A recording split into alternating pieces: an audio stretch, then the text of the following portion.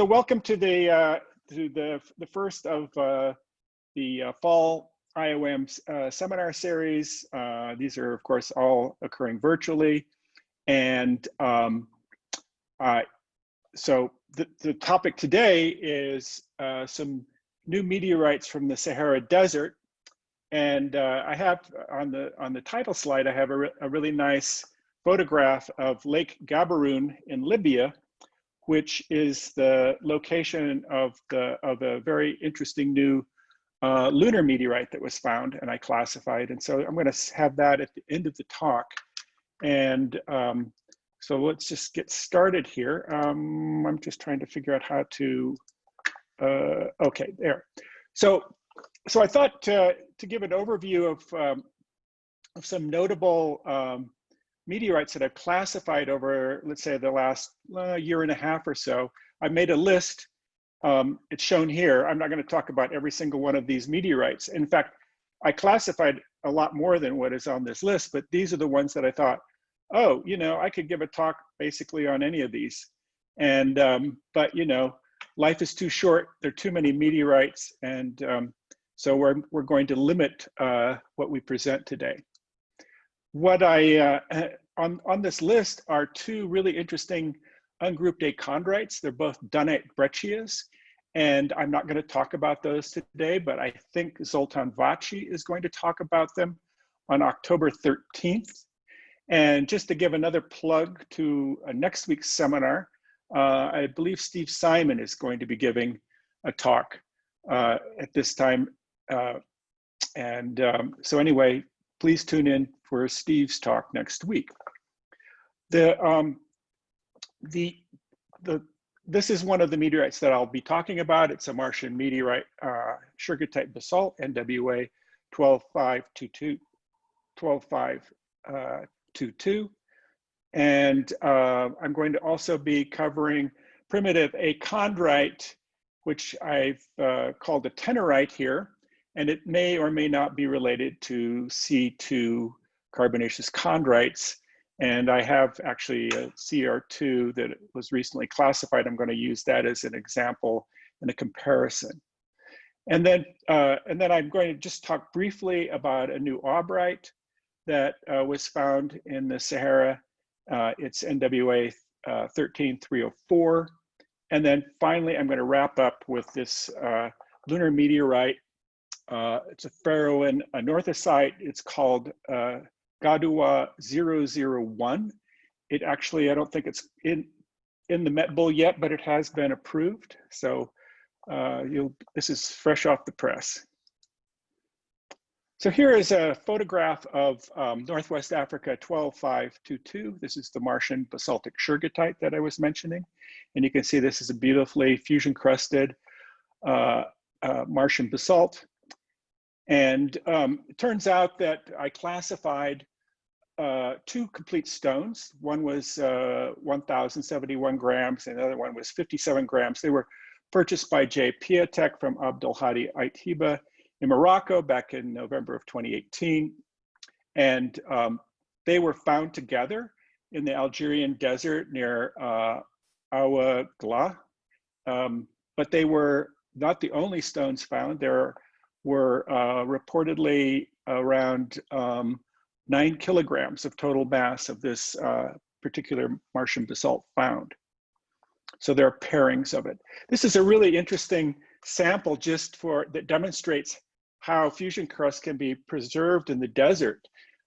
So what we're seeing here is, in fact, the way that the meteorite, I think, was buried in the sand. It was buried about 2/3 of the way down.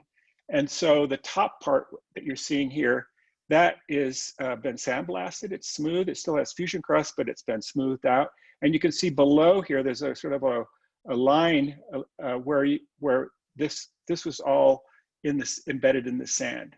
And thus it was protected from the wind, and it's beautiful fusion crust as a result that gets preserved. This is looking down on that part that was buried, and you can see that this particular sample has amazing flow lines and roller edges. So those of you who are aficionados and appreciate beautiful fusion crust, this meteorite is for you. The smaller stone was probably completely buried in the sand. So you can see why the Sahara is actually really good at preserving meteorites. Sure, it is not as good as Antarctica, most likely, but when these meteorites get covered by dunes, they can be pretty well protected, not from water, but certainly from the wind. So this is that small piece, and it's fully fusion crusted. And then this is amazing because after the fact, I got, in fact, a deposit sample from Atiba, and this doesn't happen very often, but it was a 25-gram complete individual, completely 100% fusion crusted. And this is the IOM's deposit sample. And I got a couple of small pieces that are not from this also to do the microprobe work on and so forth. So this is an amazing piece that can go right into this is actually something that can even go on display. And so nice piece. So let's talk, so not only is this fusion crust beautiful macroscopically, when you look at this fusion crust in backscatter electron imagery, you can see something totally amazing. I was blown away when I saw this. This is the most spectacular fusion crust I think I've ever seen under the backscatter. It's about 450 microns thick, and it is chock full of vesicles, bubbles. And so I'm interpreting this to be a function of the volatility, the volatiles that are present in this Martian meteorite. Next to it over here on the left, you can see there, here's a pyroxene grain, and here's some mescalinite. So here, this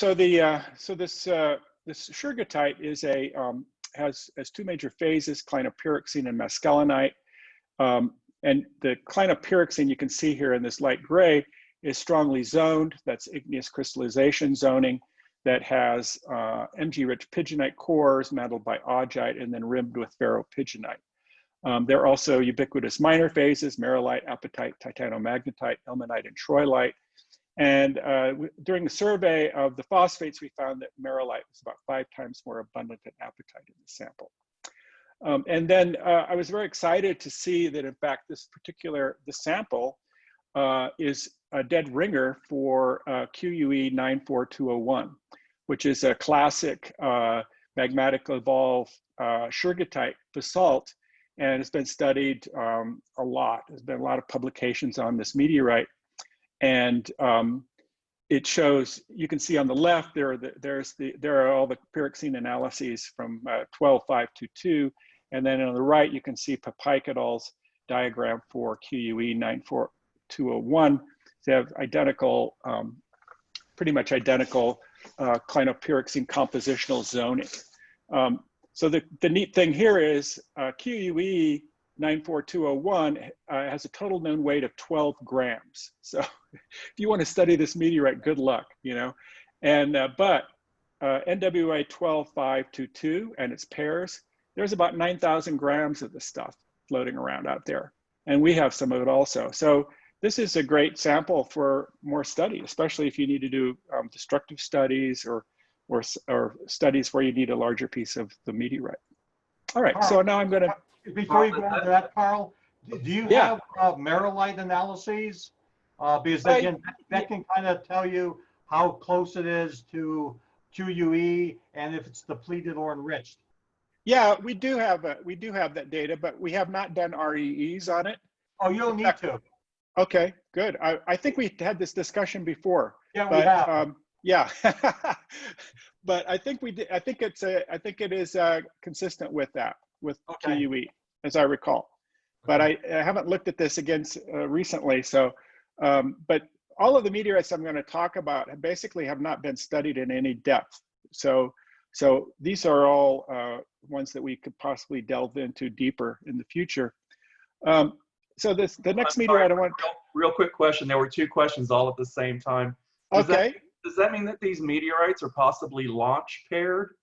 Do they come from the same area, or is that not necessarily the case? It could be, but interestingly enough, QUE 94201 is more weathered than this meteorite. And so, you know, typically you expect to see the Antarctic meteorites being less weathered. So if they were on ground the same amount of time, it would be surprising that QUE would be more weathered than this one. But on the other hand, they could be floating around out in space, and then they don't come all down at the same time. So maybe QUE came down first, and then this came down later. So they could be launch paired. Yeah, absolutely. In that regard, they could be.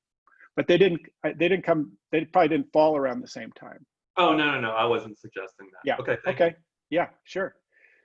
And so the next meteorite that I wanted to talk about is Northwest Africa 12869. This is a primitive achondrite. This is actually the talk I was going to give at LPSC, which of course didn't happen. And so here I'm going to just briefly cover some of the material in that talk.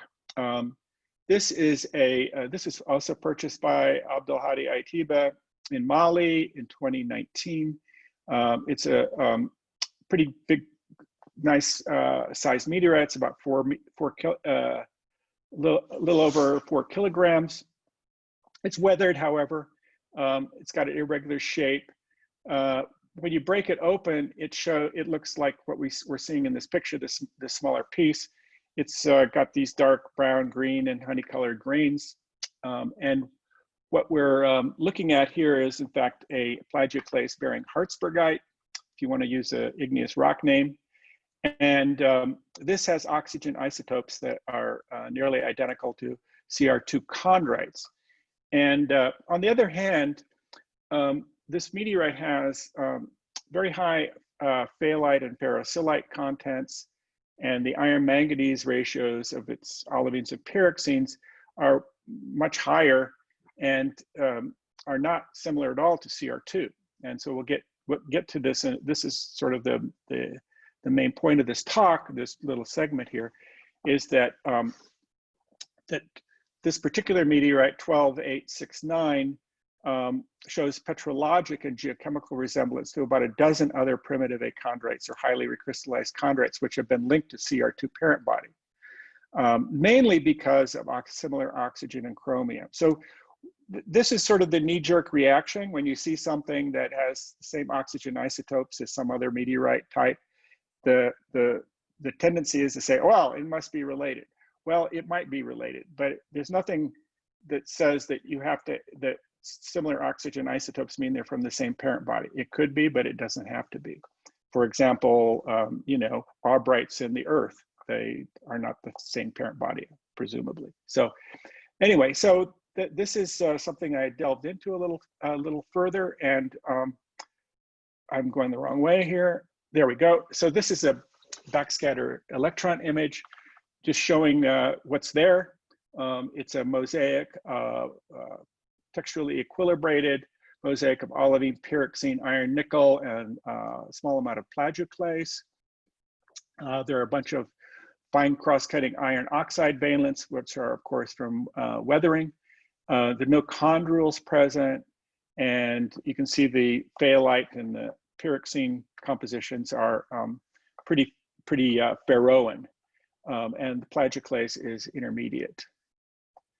So this is a diagram that displays the discrepancy between the assumption that NWA 12869 and these other meteorites, for example, Taffaset and some primitive achondrites and some other meteorites that have been classified as CR6s and 7s. They all plot up here with, oops, that doesn't work. Let me do this. They all plot up in the sort of upper right-hand corner of this diagram with high FeMN ratios, high phalite content. Whereas CR2s, the average CR2 olivine is really very phosphoritic and also has a low FeMN ratio of around 30. So there's a big difference there. And in order to get from CR2 to these equilibrated meteorites, you have to do a couple of things. One of them is you have to do an oxidation.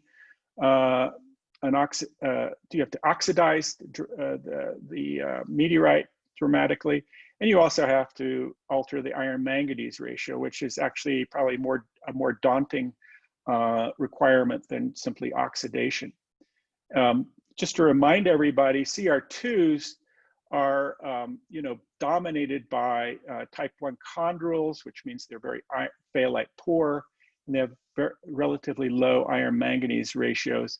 These are just some backscatter images from this meteorite NWA 12698 that I classified a while back, and to show some of the chondrules in there, and then the lower left-hand corner is just a piece of one of the slices that we got as deposit samples. And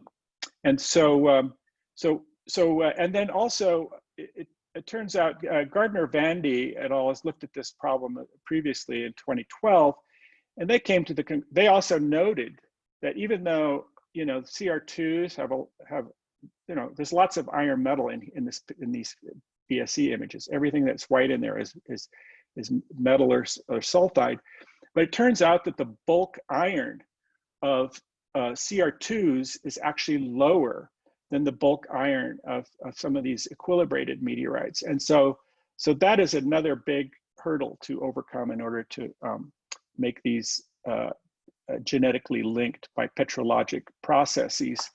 And so here is the summary of the CR2 parent body possibility, or this is maybe a member of a new meteorite. These are maybe members of a new meteorite group that I'm calling Tenorites. I'll get to that in a second. So the black dots are CR2s, and all of the colorful dots are these various achondrites or CR6s and 7s. This is of course, an oxygen isotope diagram. So this new meteorite group is an alternative interpretation that these meteorites are not derived from the CR2 parent body, but instead represent a separate new meteorite group. And they include primitive achondrites, CR6s, CR7s, and ungrouped achondrites that are listed here. And in fact, NWA 011 is in fact a basalt. So these altogether could represent actually a complex parent body that has things ranging from peridotites to basalts. And so what about this name, Tenorites? Well, there are a number of possible names that you could give this new group. If it is a new group, you could call it Taphacetites, or you could call this new group Tenorites. Taphacetites would be appealing, not because it's easy to pronounce, but because of Taphacet's early discovery and geographical name. On the other hand, it could be more appropriate for the meteorite group to be named Tenorites after Tenere Desert in the south central Sahara, stretching from Niger to Chad, where this meteorite was supposedly found. And so there it is. Yeah. What property it makes these distinct from the CR2s? Well, I just to describe that. I mean, they're much more oxidized, and they have iron manganese ratios. And there's a big gap between these things and the CR2s in terms of petrologic grade. So there's no, like if you look at L's, you go from 3s all the way up to 6s and 7s, and there's everything in between. And CR2s are basically, there may be a couple CR2, CR1s or something, I'm not sure, or maybe there's an odd CR3, but there's not like a well-populated region in petrologic grade space between these guys and CR2s. So there's a huge gap. Yeah. So anyway, that's the proposal, and it's basically a straw man that people can decide whether it makes sense or not. But I think there's some merit to it. Hey, Carl. Okay. I'm begging that it be called Tenorites. The idea of having to write that on a specimen card is like giving me heart palpitations. I know. Although you do have to have all those, are those accent graves? You know what? I don't remember the All right. the accents, but Yeah. I like the fewer letters. Let's just put it that way. There are too many S's in tights.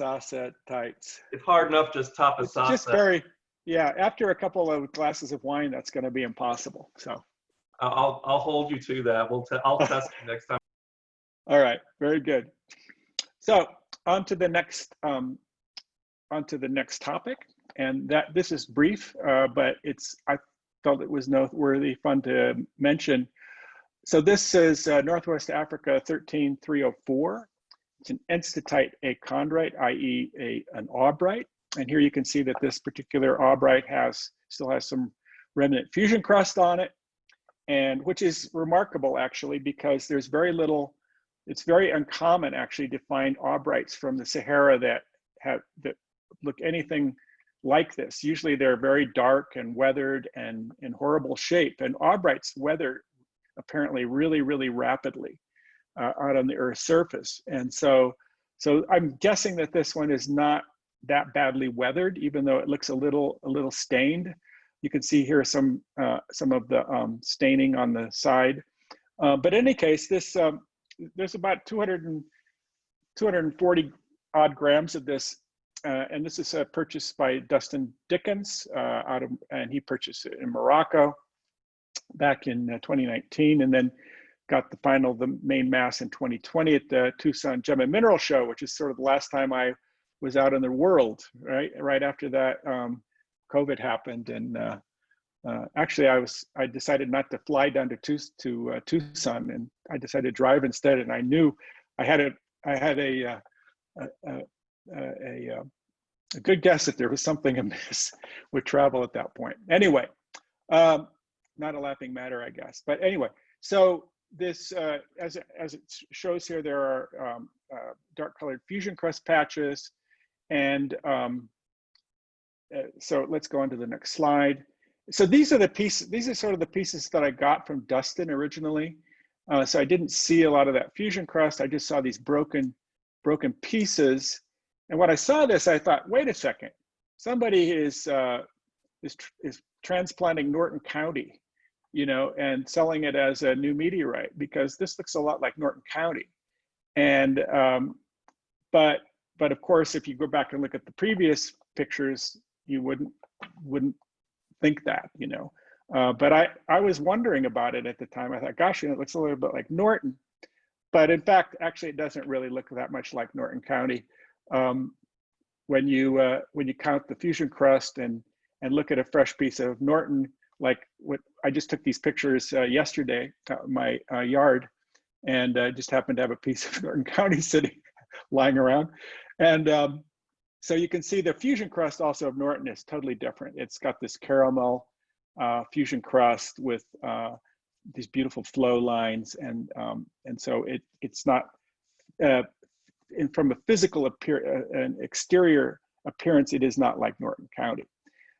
Now, delving into the mineralogy of this Aubrite, we've only done a very cursory investigation of this one. This one actually should have some more study done on it, but at least the probe sessions that we carried out, basically just one probe session, we were unable to find olivine and plagioclase in this sample, and olivine and plagioclase are present in Norton County. So I don't think that these are paired.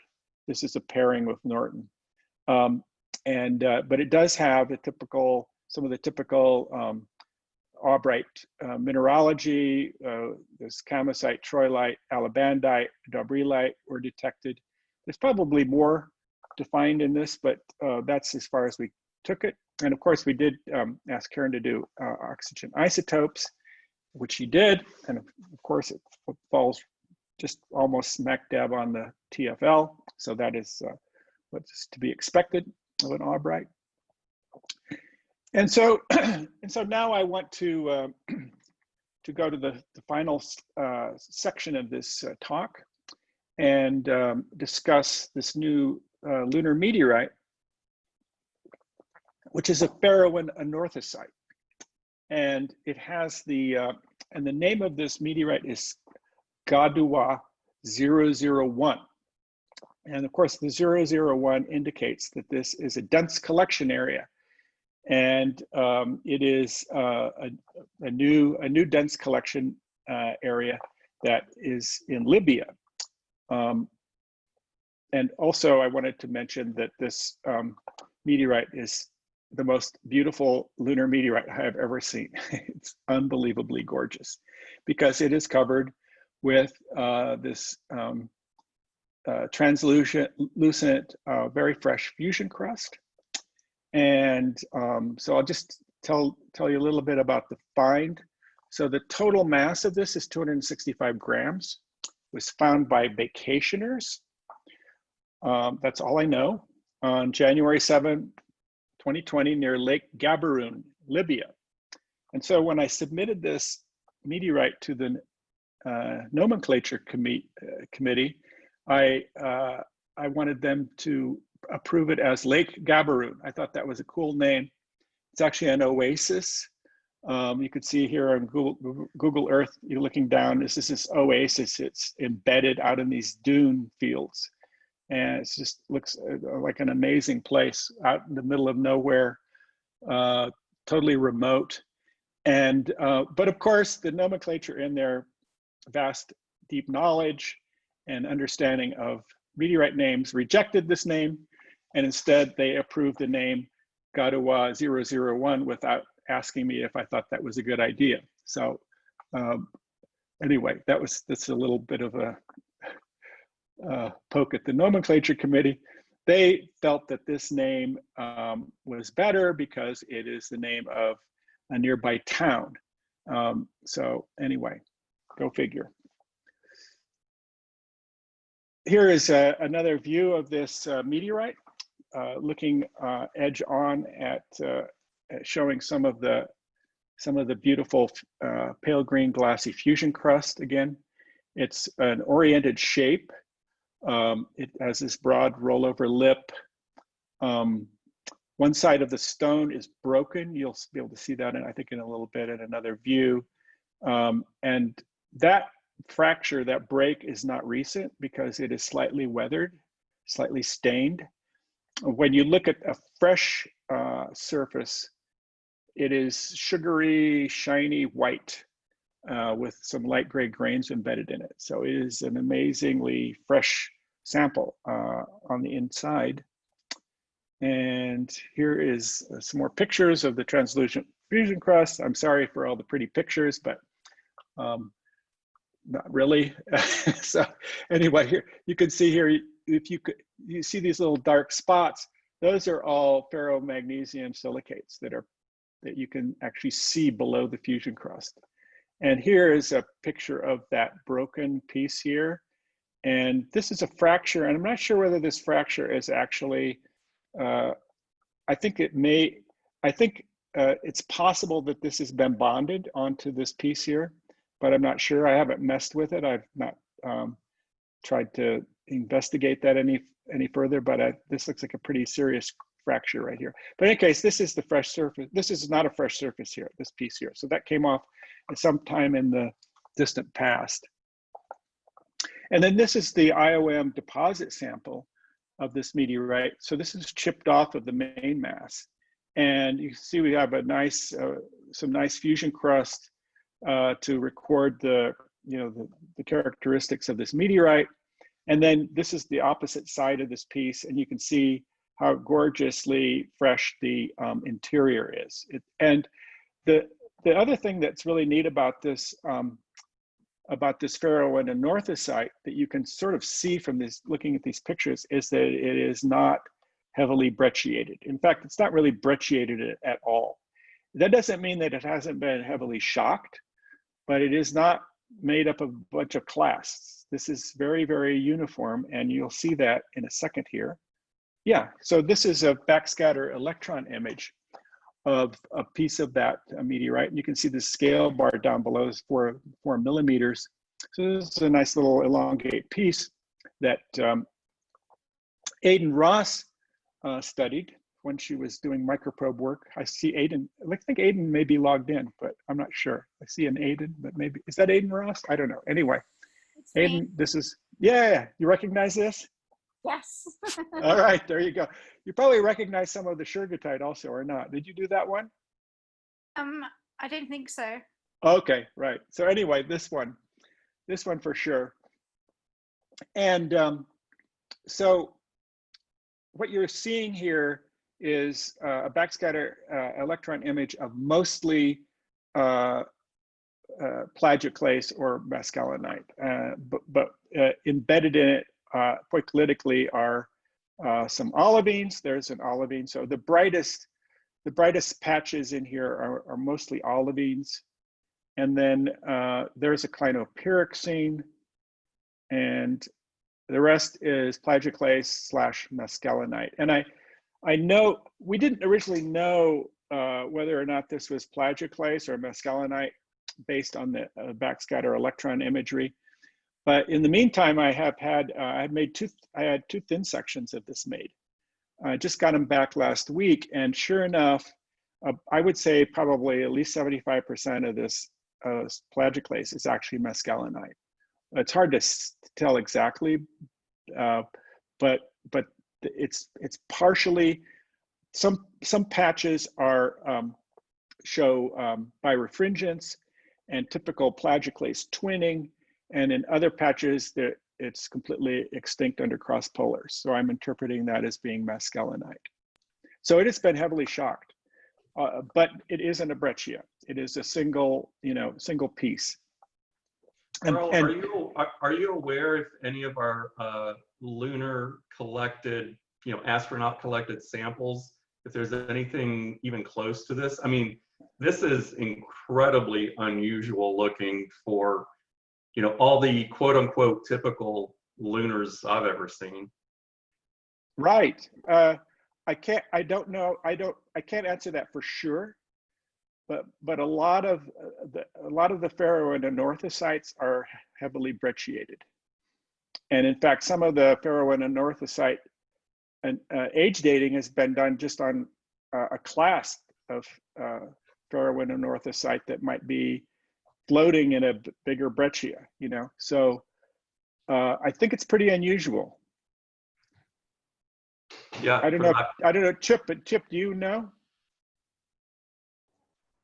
Yeah, I think it is pretty unusual compared to particularly the ferronorthosites that are from 16, which are composed of the primarily breccias.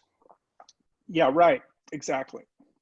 So am I correct to interpret here, Carl, that the fact that it's not a breccia is another thing that makes it really unusual? Right, it makes it unusual, and it also is potentially scientifically maybe very interesting. Right. Okay. Because it's not it's one piece. Now it has been heavily shocked, so that could have posed its own problems, but breccias are too. So right, so that was pretty exciting. And just to show you a typical grain of the ferromagnesians, sometimes there are pyroxene grains and olivine grains that are attached to each other, like this photograph shows. So the main piece here, this main grain is a pyroxene. You can see some very faint lamellar banding in here, exsolution lamellae. And then this lighter is the olivine. Here's a few. I think this is an olivine here also. This material out here is either plagioclase or mescalinite. So we did an inventory of the amount of what the different mineralogy make of the percentages. The plagioclase plus mescalinite host makes up about 92% of this meteorite, and so that's actually, I think that's okay. The reason why is because you need other minerals than just plagioclase to do age dating, and you need to be able to actually separate them and analyze them. And so, but I think that there are going to be enough olivines and pyroxenes in here to actually work on. And there are around 7% of the meteorite is made up of those. And so this grain here you can see is probably a couple hundred microns across. That's typical. The olivine grains are very homogeneous. The pyroxene grains, as I said, have exsolution lamellae. And the coarse bands are low calcium pyroxene, the finer bands are augite. And here is another sort of typical backscatter electron image. The black over here is just nothing, of course. Here is these darker grains in here are pyroxenes. These are olivines, but you can see near the fusion crust, this is actually the edge here. We see some of these olivines being resorbed, and I'm not sure if that's because they're close to this boundary here. But you know, when I was looking at the thin section the other day, I noticed that along the fusion crust boundary, that there was no masculinite. It's all plagioclase. I think it's actually been back reacted or transformed back into plagioclase as it was heated coming through the atmosphere. I think it's, I don't know if that's possible, but it was remarkable that there was a band, you know, right bounding the fusion crust. All of the feldspar composition, all of that was plage. There was no mescalinite. You had to go deeper away from the edge to see the more mescalinite. So, and then this line here is sort of an eyeball to aid for you to see that this is the fusion crust out here, this thin layer. It's only about 75 micron thick. Compare this with that Chronology fusion crust. I mean, this one has nothing in it. There's not a single vesicle in here. And just as a sort of a ballpark observation, sort of confirms that lunar rocks are pretty have low volatiles in them, right? There's nothing in that fusion crust at all compared to the Chronology. And we did sort of a composition. We did probe the fusion crust to get a bulk composition. We saw a fair amount of chromite throughout. And again, there's more work to be done on this one. Aidan did a really good job of first cut at this, but there's more work to be done. But I think the real work to be done, and Karen Ziegler, of course, did the oxygen isotopes, since we have some data here shown in two different plots. These are the orange X's. So they're slightly lower than the TFL, but you can see that the range is typical for both Apollo samples and also for lunar meteorites. But the real work, I think, that remains to be done is to get some age dating done on this, because this could be actually a really good sample to help add to the work that's already been done over the years to try to get a handle on the age of the lunar crust, the early lunar crust.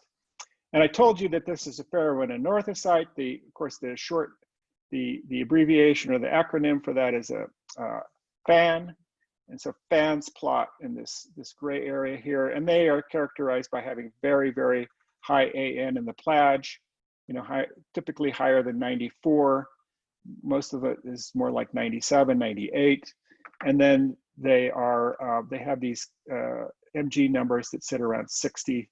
So let's say 45 to 70, let's say. Here you can see these black data are from an Apollo 16 sample that is very famous, and it is, sort of the example of, the people usually point to when they talk about a fan. And here's another one that has been studied, another Apollo 16, and you can see here's the pyroxene, and here's the olivine. So our rock, Gadewa 001. Here is where the olivine and the clinopyroxene plot in terms of Mg number, and of course, it turns out that the plagioclase or mescalinite is about AN 98. So this falls right in the sort of in the middle of the fan field, let's say, maybe a little bit more depleted in terms of its calcium content. And so I interpret this as a bona fide fan. I mean, we have not done rare earths on it, but I don't think there's any I don't think there's any wiggle room to say that this is not a fan. And so this is 60025, the Farrow and Anorthosite from Apollo 16. And this sort of gets to Mendy's question. Compare this sample with our meteorite. I mean, which would you rather have? I mean, obviously I'd like to have an Apollo sample, right? But but that meteorite actually looks like a lot better specimen, to be honest. I mean, it's these are thin section views of 60025, and you can see it's heavily brecciated. So that has to be. Carl, this is also a polymic breccia too. Yeah, that's even worse, right? Yeah. So, yeah. So, you know, Carl, what makes me wonder, and I don't know if this makes geologic sense, but I wonder if the meteorite sample actually sampled a lower or a deeper level of the moon, where you would get where this sort of breccia is not, you know, the breccia would potentially indicate closer to the surface. And I'm thinking maybe what you have is deeper down. it's possible. Well, actually, the individual lithologies that make up this breccia suggest that they're fairly deep and excavated. And then after they were excavated, they were probably combined into a breccia like this. So some of these are fairly deep also. So what would be your theory about having something that's as, I'll use the word pure in air quotes, as what's seen in the meteorite as being so unbrecciated? Are you asking Chip or me? Chip. Yeah, no, I don't really know. I've got to take a look at this. You know, I found other ferroanorthosites that are in breccias as clasts that look like you could follow their thermal history using the exsolution lamellae and blocking temperatures of different isotopic systems. And that would be kind of ideal to do with this meteorite. You know, looking at the exsolution lamellae, the exsolution lamellae appear to be fairly fine compared to some of these other fans, suggesting, again, a contrasting cooling history and excavation history. I know I didn't answer your question, but I really have to look closer at that sample. It's okay. I put you on the spot, so I appreciate the answer regardless. Yeah. Thanks, Chip. Sure. So this all, of course, has bearing on the formation of the earliest lunar crust. And I like these cartoons from Dave Walker. Dave Walker actually is my former PhD advisor. And these are his own artistic renditions. And you can find better ones probably than these, but I like that, you know, sort of early 80s done, you know, by hand, not on a computer. But the point here is that there are a couple of different ideas about how the earliest lunar crust formed. Of course, everybody always talks about a magma ocean, and then you float, you float plagioclase, anorthitic plagioclase up to the top, and you sink the olivines down and the pyroxenes down to the bottom of the magma ocean, and that's how you end up with this anorthositic crust. But Dave Walker also said, you know, you could get there by so-called serial magmatism, which is basically many plutons rising up through the lunar interior and maybe producing a maybe not as pure a lunar crust in terms of the anorthite percentage, but something that might also be so, you know, that you could mistake for a magma ocean flotation crust. The difference between these two, I mean, there are a bunch of different things going on here, but one of them has to do with how much time it takes to do this and the ages and so forth. So if the magma ocean is a one-time event, as Dave writes here in the, has this little caption, one event 4.4 billion years ago, then all these Farrow and Anorthosites should have very similar ages. They all should have about the same age because they're all from this one differentiation. On the other hand, if you had serial magmatism, you might see a range of ages. And so age dating the Pharaoh and anorthosites might give insight into this. And of course, that's what people have been doing for a number of years. And these are a couple of graphs taken from Lars Borg and Marx et al., who is also working with Lars, I think, and or at least collaborating with him. And they're showing here indeed that there are a range of ages for fans. And by the way, the two graphs of the x-axis axes are sort of going at each other. So the one on the right has the oldest ages on the right, and the one on the left has the oldest ages on the left. And they're both going towards the present in the middle. But regardless, I think that's right, isn't it? Yeah, it's kind of weird. But anyway, you see that there's a range of ages. There's also a range of ages in the MG suite rocks, which we haven't talked about. But the question is, are these the result of serial magnetism? Is this real, or are these just crappy data? You know, and the error bars are actually way bigger. And in fact, there's one data point, say for example, and the error bar is actually, you know, a couple 100 million years or something. Lars, I think, is saying sometime. I think Lars has argued that some of the data is crappy. That you're working with very difficult samples, that, as Chip mentioned, polymorphic breccias, etc.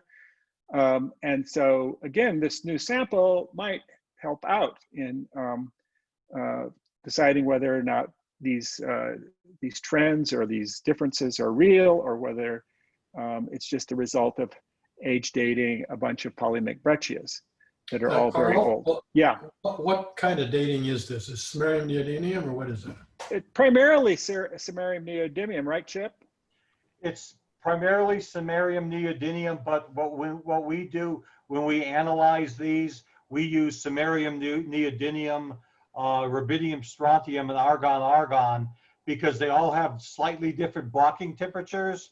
And so if there was a particular fan that was at a high temperature for a particularly long time, it tends to smear out the age. And the excavation age, if it's, let's say it's at 1,000 degrees and then it's excavated from that to the surface, that will give us a single age for neodymium, samarium, rubidium, strontium, argon. If there is a long-term cooling history, that may give us multiple ages, which again we can utilize to better understand, you know, where it was in the crust and its overall thermal history. So the ages themselves are probably pretty close to crystallization ages, but they should be probably taken with some degree of caution, because they also may reflect the blocking temperature after the fan crystallized. Thanks. So, so that would be, I think that would be the next step here. Beyond, I mean, obviously, it'd be good to do some more probe work, get some REEs on this, delve into it a little bit more. But you know, the thing that I really would love to have happen is that we partner with somebody to do age dating. And I talked to did talk to Lars the other day about it, and he's interested, but he's very busy. And so we need to find, Chip and I need to figure out who's going to do this, because I think it's worthy of pursuit. So, yeah, you know, I could probably twist his arm slowly. It may take a little bit of time. Yeah, he and I are involved in a couple magnesium suite projects. But again, you know, I think this is, as you said, Carl, a pretty important sample. Yeah. And I know there might be some other people who would be interested, so we should probably, you know, say like, well, if you're not interested, Lars, I'll give it to Aubrite or something, yeah. Right? So. Also, what one could do is, you know, better look and define the X solution lamellae, and from that, one may be able to get a better handle on the cooling history of the fan too. Right. Very good. And then I wanted just to finish off now by showing you a map. This is this new geologic map of the moon. It's pretty beautiful. It's just gorgeous, isn't it? Amazing where we are with our, I mean, we understand a lot about the moon, but there's still a lot left to learn. And I sort of highlighted where the Apollo 16 landing site is here on the near side. And it's in the highlands, of course. But the near side is not really populated mostly by highlands rocks. It's all these Mare basalts and all these Mare basins, this red and pink. And the likelihood that Garuda 001 was launched from the Apollo 16 landing site is, I think, pretty remote. I think it's very unlikely that this is a sample from that same location. And that's a good thing, right? Because we're collecting a highlands rock and a lunar anorthosite from somewhere else on the moon, but we don't know where. It could be, that it's from the far side, or, in this region here, or any place on the far side for that matter, because there are lots of far side highlands rocks. But that could be also part of the puzzle here, because the data set, the age dating is highly biased by Apollo 16. And as you can see, the surface of the moon is a very, very complex place. And so there are lots of different rocks. And who's to say that if you age date far side lunar anorthosites, that you'll find that there is maybe a different story going on there. We don't know yet. So this is another reason why Garuda 001, I think, could be very interesting to get some chronology on. And I'm almost out of time, so I'm going to stop there and ask if there are any more questions.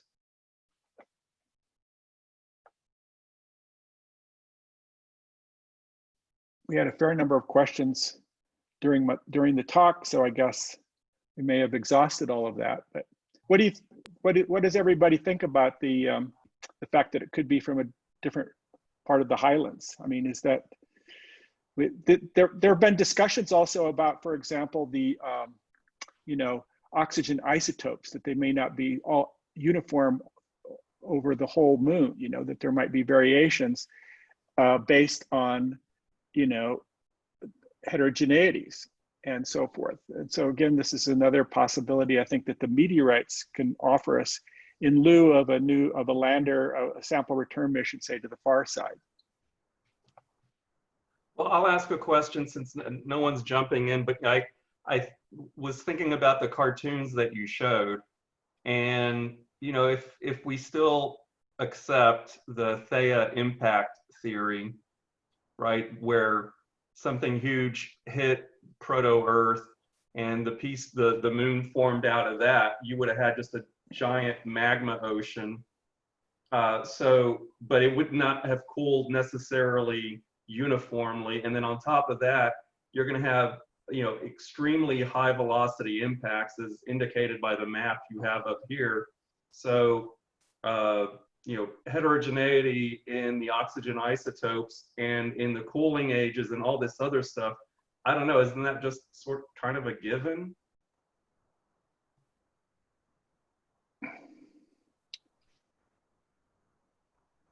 Well, I think that also, if you look at the difference between the near side and the far side also, I mean, the near side has all these large impact basins. The far side doesn't, and so what significance does that also have in interpreting the early lunar crust? I mean, it could be that what we're looking at the near side again is not typical. Even the highlands rocks may not be typical, of let's say the average moon early crust. And anyway, there's more to learn. I had a question. Sure.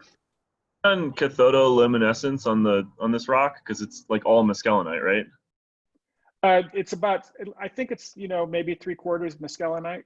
Yeah, if you do CL on it, that might reveal some sort of like structure to it, maybe like a pre-shock kind of structure, because you see a lot of heterogeneity in mescalinite under CL. So I don't know, it's something to maybe look into. Okay. Anybody else? Yes, Carl, I was kind of excited too by the Aubrite. So these are still pretty darn mysterious in my mind, their evolution. So having another one, were you able to make a thin section without using water? We haven't done anything to it, well, it's a desert meteorite, so it's been already, well, contaminated, but nonetheless, we don't have that many really nice fresh Aubrites. There are some, historical Aubrites. There are some falls, but there are, we have Norton County, of course, but this is a really good looking Aubrite. So I think it's worthy of further study. And it doesn't look anomalous. I mean, it doesn't have anomalous oxygen isotopes, for example, that like I think Cumberland Falls does. So it belongs in that same group in terms of oxygen isotopes, but we've only done, just a very cursory investigation of it. I think anybody who is interested in, these sorts of meteorites, the Aubrites, or the ensitite chondrites and so forth, this would be something that someone might want to delve into further. And that does remind, our collection of Norton County is quite remarkable and I mean unique. So I don't think for a second that that's been exhausted in terms of research. Certainly not. And then there's also the fact that just recently, I forget which group it was, they proposed again the ensitite chondrites as the source of water on Earth. Yeah, I saw that. The thing about the problem with it is, of course, that if you look at the major element composition of ensitite chondrites and Aubrites, it's really hard to get the Earth out of that, to create a pyrolite mantle and so on. I mean, the Earth's bulk composition is nothing like an ensitite chondrite or an Aubrite. It's olivine rich. It's not ensitite rich, and so I see the biggest hurdle for that idea is just the major element composition of the bulk Earth. There have been people have talked about this not with respect to water in the past, but there have been, I know, I think I actually saw Tom Burbine on here, but people have talked about, mixing models based on oxygen isotopes for what could be the bulk composition of Mars or the Earth and so forth. And, of course, the one chondrite type that is a dead ringer for the Earth in terms of oxygen isotopes are ensitite chondrites. Right. And again, they're ensitite rich rocks, not olivine rich rocks. So problematic.